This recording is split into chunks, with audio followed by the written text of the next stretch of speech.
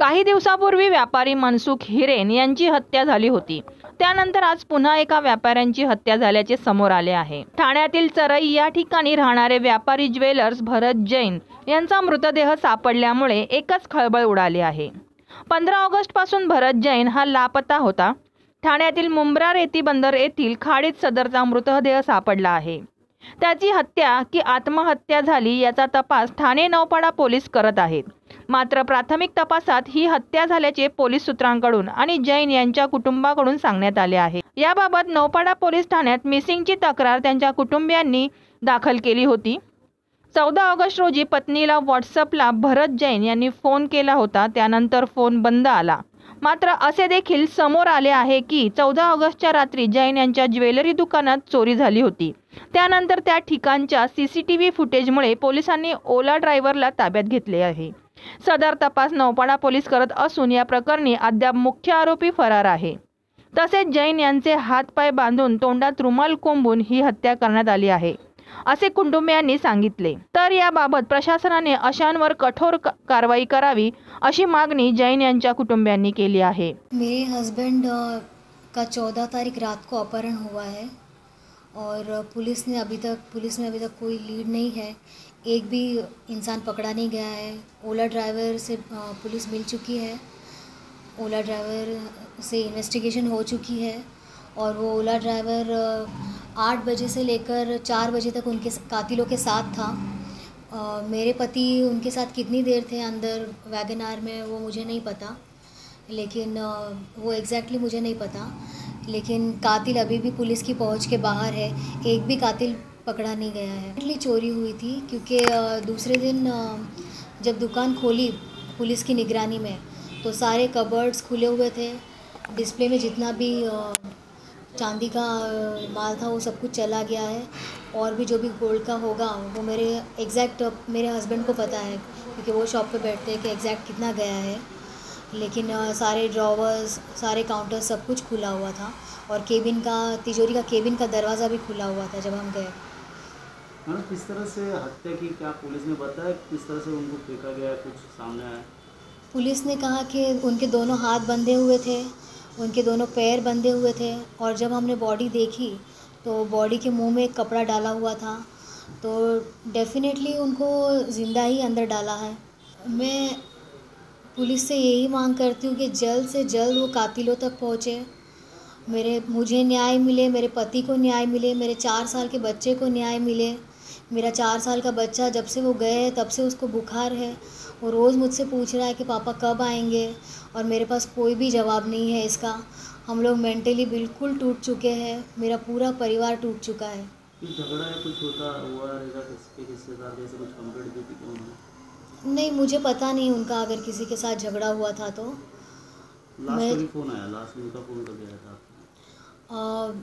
Last उनका 14 तारीख को 11 बजे मुझे कॉल आया था कि मैं अभी थोड़ी देर में घर आता हूँ और फिर मैं कंटिन्यूसली उनको फ़ोन लगा रही थी तो वो उठा नहीं रहे थे। व्हाट्सएप कॉल था वो।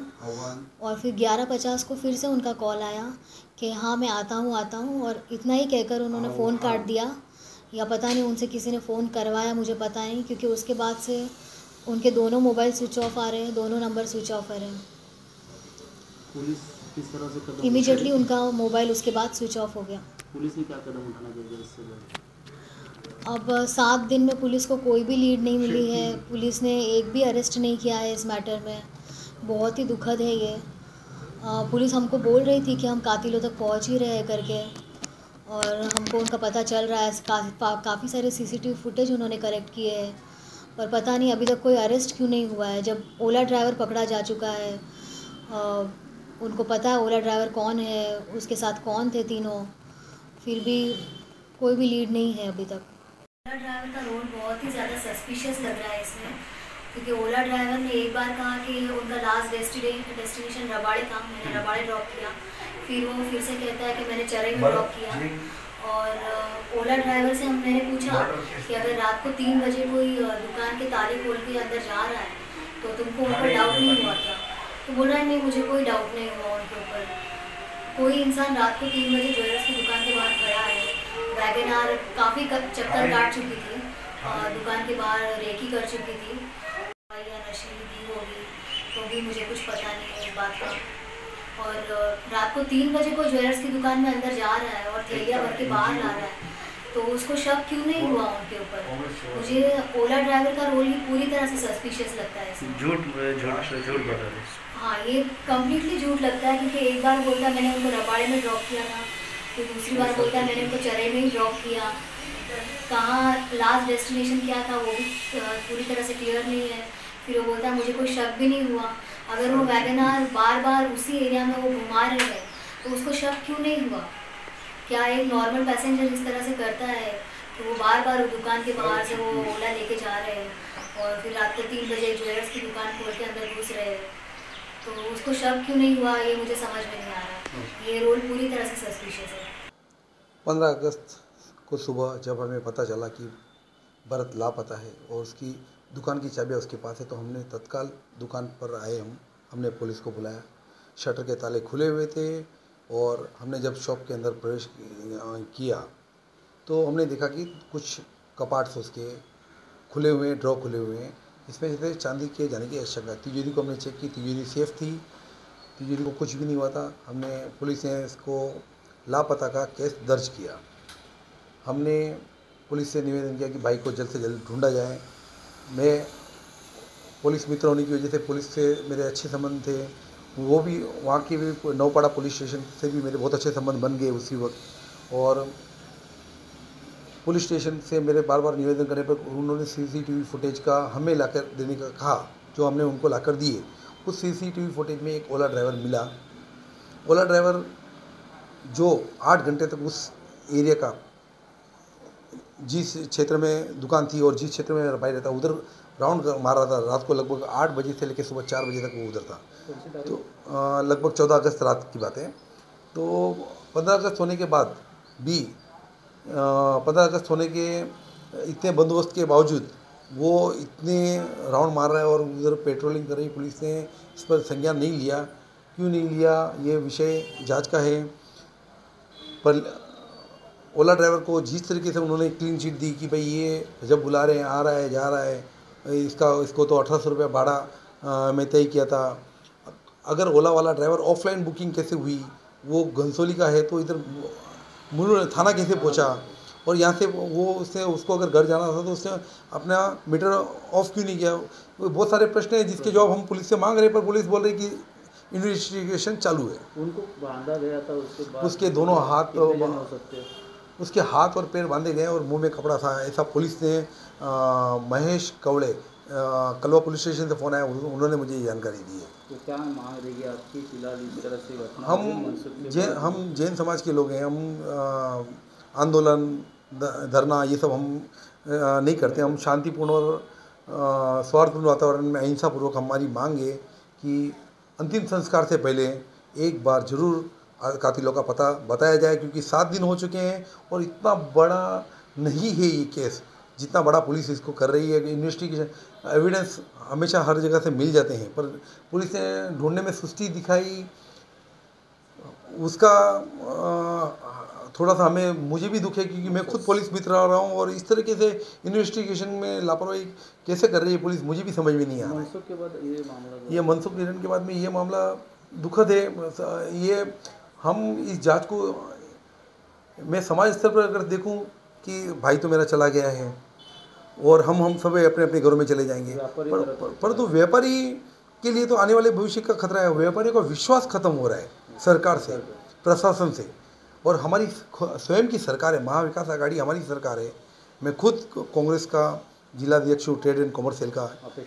तो मेरी अपेक्षा कि हम जैसे कार्यकर्ताओं को अगर सरकार न्याय नहीं देगी तो फिर आम आदमी क्या अपेक्षा करेगा? क्या कार्रवाई होना चाहिए? कार्रवाई कठोर, उसको सबसे पहले तो अपराधियों को पकड़ा जाए, फिर जो सरकार को उचित लगे उसको कि भाई किस स्थिति में किया है, किसकी गलती थी, उसका चिंतन किया जाए। मैं ऐसा नहीं बोल रहा हूँ कि वो कातिल ने कुछ आपसी विवाद होगा उनका, अवश्य तो ही उन्होंने किया है, बाकी तो मान लेके छोड़ सकते थे।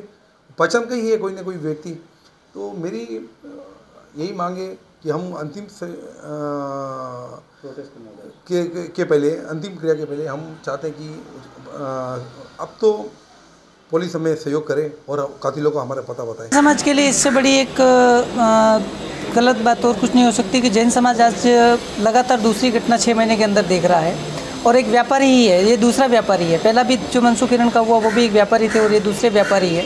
और इस तरह से व्यापारियों के साथ कब तक इस तरह की हत्याएं होती रहेगी। और वो भी एक पर्टिकुलर स्पेस के ऊपर जो प्लेस हो रहा है, रेती बंदर जो जिस खाई में आज ये वापस इनकी भी सब मिला है, तो वो एक बहुत बड़ा चिंतन का विषय हो गया कि आखिरकार एक वो क्या एक लोगों को उठा करके फेंकने का स्पॉट बना दिया है, ऐसा कुछ हो गया है। ये एक बहुत बड़ा चिंतन का विषय हो गया है। और व्यापारी किससे सुरक्षा की उम्मीद करेगा? व्यापारी प्रशासन से ही सुरक्षा की उम्मीद करता है। तो मैं आज इस आपके माध्यम से सरकार को और प्रशासन को पूरा बोलना चाहता हूँ कि आज जो परिवार आज इस संकट की वेला में परिवार उम्मीद किससे करेगा? प्रशासन से करेगा। तो प्रशासन को आगे आना चाहिए। प्रशासन को आगे आकर के जो सत्ताधारी बैठे हुए हैं उनकी जिम्मेदारी वो आगे आकर के परिवार के साथ खड़े रहे, क्योंकि आज परिवार में जिस व्यक्ति को खोया है उस व्यक्ति का परिवार में बच्चा एक मात्र 4 वर्ष का बच्चा है। आज उसके भरण पोषण पालन पोषण का जिम्मेदारी कौन लेगा? अभी आपकी मांग क्या है? अभी हमारी मांग यही रहेगी कि शीघ्रातिशीघ्र प्रशासन इस पर एक्शन ले और उन्होंने जो अब तक कार्रवाई नहीं की है वो सारी कार्रवाई करे। जो इसके आरोपी होंगे, मुख्य आरोपी जितने भी हैं, उनको शीघ्रातिशीघ्र गिरफ्तार किया जाए। जो प्रशासन को फुटेज परिवार ने उपलब्ध करवाए हैं, सीसीटीवी के उपलब्ध करवाए हैं या जो भी उपलब्ध हुए, उनके आधार पर जो शंकास्पद लोग हैं उन शंकास्पद लोगों को के ऊपर सबसे पहले पुलिस को कार्रवाई करनी चाहिए। सीसीटीवी फुटेज जो उनको मिला, सीसीटीवी फुटेज में जो भी व्यक्ति दिख रहा है उस व्यक्ति को तुरंत उनको गिरफ्तार करना चाहिए, ताकि उन व्यक्तियों को गिरफ्तारी के बाद ही साफ होगा कि वास्तव में कि क्यों मर्डर किया। आज एक व्यक्ति हत्या का जो चीज़ दिख रहा है, शंका आ रही है परिवार को, तो वो हत्या करने के पीछे का कारण क्या रहा? क्यों परिवार को कोई ऐसी कोई साजिश दिख नहीं रही? परिवार सीधा सरल स्वभावी परिवार है। तो ऐसे परिवार के सामने अगर इन लोगों ने ऐसा की है तो निश्चित कुछ रूप से कोई एक साजिश का शंका दिख रही है। तो वो क्या है, क्यों मारा, किस लिए मारा? और ऐसी तो कोई बड़ी रंजिश जैसी चीज़ इनके परिवार में है नहीं कि अचानक से उसको मारने की ज़रूरत पड़े। तो ये एक मांग रहेगी कि शीघ्र जो भी पुलिस प्रशासन ने अब तक सहयोग किया है परिवार का, उससे भी आगे बढ़ करके पुलिस प्रशासन आए, सरकार स्वयं सामने आए और आकर के इस परिवार को उसके न्याय दिलाए और उसके हत्यारों को शीघ्र गिरफ्तार करवाए। ब्युरो रिपोर्ट ठाणे बातमीदार। तुमच्या आजूबाजूला घडणाऱ्या घटना पाहण्यासाठी ठाणे बातमीदार वृत्तवाहिनीच्या YouTube चॅनलला सबस्क्राइब करा, लाईक करा आणि खाली असलेल्या कमेंट्स बॉक्समध्ये कमेंट्स देखील करा। तसेच नव्या व्हिडिओचे नोटिफिकेशन मिळवण्यासाठी बाजूला असलेल्या बेल आयकॉनवर क्लिक करा। आपल्या परिसरातील बातम्या आमच्यापर्यंत पोहोचवण्यासाठी स्क्रीनवर दिलेल्या क्रमांकावर संपर्क साधू शकता 9819778403। त्याचप्रमाणे अधिक माहितीसाठी स्क्रीनवर दिलेला ठाणे बातमीदार वृत्तवाहिनीच्या मेल आयडी वर देखील आपल्याला संपर्क करता येईल।